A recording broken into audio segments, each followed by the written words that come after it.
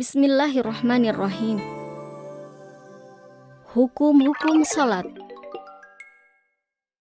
Bacaan. Bagian pertama. Salah satu syarat wajib salat adalah bacaan. Bacaan salat adalah membaca Al-Fatihah dan surah, bacaan-bacaan wajib, tasyahud, dan mengucapkan beberapa salam di dalam salat. Dalam semua salat 5 waktu di rakaat pertama dan kedua, setelah takbiratul ihram, wajib membaca surat Al-Fatihah dan bacaan. Selain salat jenazah, dalam semua salat 5 waktu di rakaat pertama dan kedua, setelah takbiratul ihram, wajib membaca surat Al-Fatihah, dan setelah itu, ihtiyat wajib membaca satu surah yang sempurna dari Al-Quran.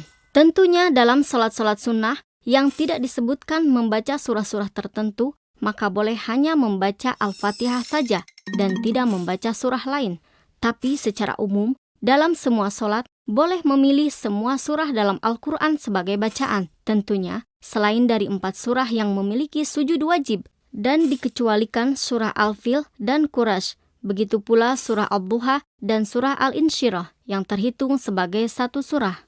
Di antara yang harus diperhatikan dalam membaca Al-Fatihah dan surah adalah, secara umum, bagi laki-laki diwajibkan untuk mengeraskan suara ketika membaca surah Al-Fatihah dan surah-surah setelahnya dalam salat-salat subuh, maghrib, dan isya. Dan membaca dengan berbisik surah Al-Fatihah dan surah setelahnya dalam salat-salat zuhur dan asar.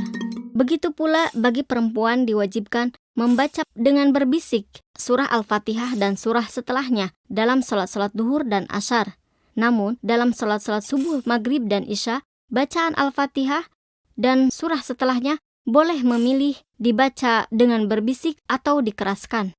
Tentunya, jika dikhawatirkan selain mahram mendengar suaranya, maka ihtiyat wajib di salat-salat itu membaca Al-Fatihah dan surah setelahnya dengan suara berbisik. Tentunya, yang dimaksud dengan mengeraskan suara adalah suara itu harus terdengar dan bukan berteriak.